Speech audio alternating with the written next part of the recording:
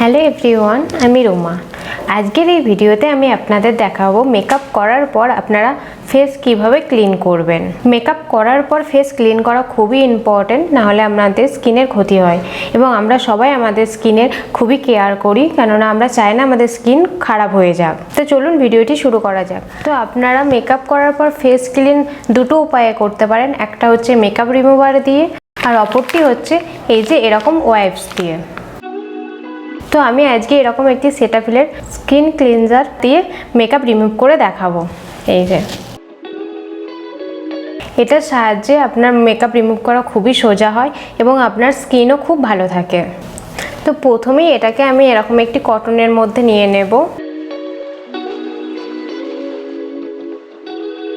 এটা এই যে এরকম ক্রিম বেসে আসবে এবং আমি আমার গাল থেকে শুরু করব রিমুভ করা মেকআপ।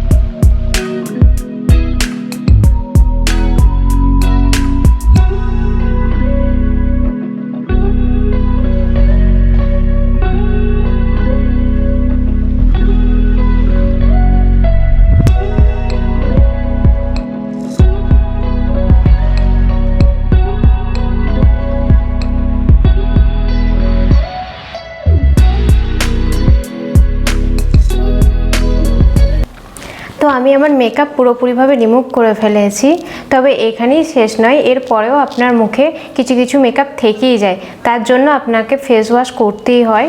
তো আমি এখানে কেয়াসেটের একটি ফেস ওয়াশের সাহায্যে ফেসটিকে ওয়াশ করে নেব। প্রথমে ফেস ওয়াশটিকে ভালো করে আমি আমার স্কিনে অ্যাপ্লাই করে নেব, তারপরে জল দিয়ে ধুয়ে নেব।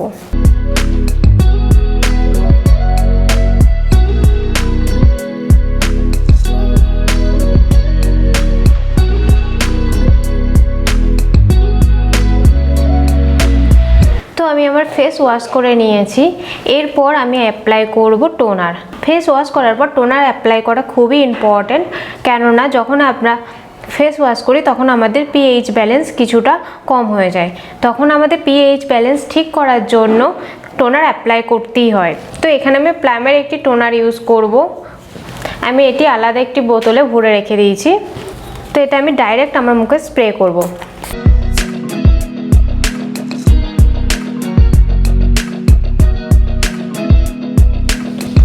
এবার আমি ইউজ করব ময়েশ্চারাইজার। আমি এখানে সেটাফিলের ময়েশ্চারাইজার ইউজ করব। সেটাফিলের ময়েশ্চারাইজার অল টাইপ স্কিনের জন্য এবং খুবই ভালো ময়েশ্চারাইজার।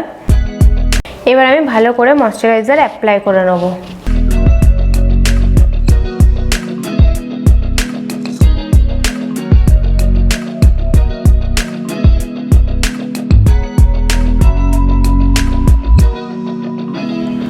আপনারা যদি দিনের বেলায় মেকআপ রিমুভ করে থাকেন তাহলে ময়েশ্চারাইজারের পর আপনারা অবশ্যই সানস্ক্রিন অথবা সানস পাউডার ইউজ করবেন।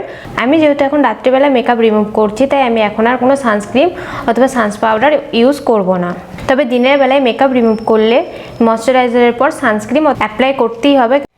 এরপর আমি আমার লিপে লিপ ব্লাম লাগিয়ে নেব। তো আপনারা এইভাবেই মেকআপ করার পর বাড়ি এসে মেকআপ রিমুভ করতে পারবেন।